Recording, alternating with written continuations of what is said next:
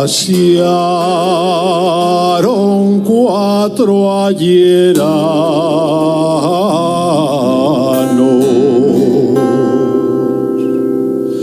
todos juntos de madreñes,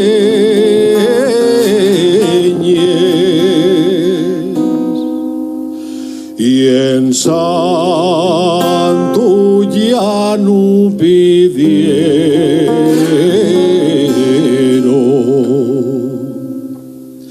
faves, tocín y morcielles que dició Melchior, que tan vaina y es tú como yo y yo como tú, pero semos los dos. Les faves nunca ven bones,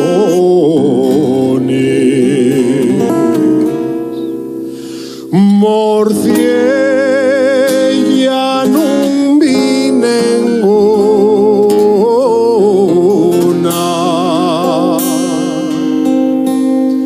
El tocín estaba en el gocho.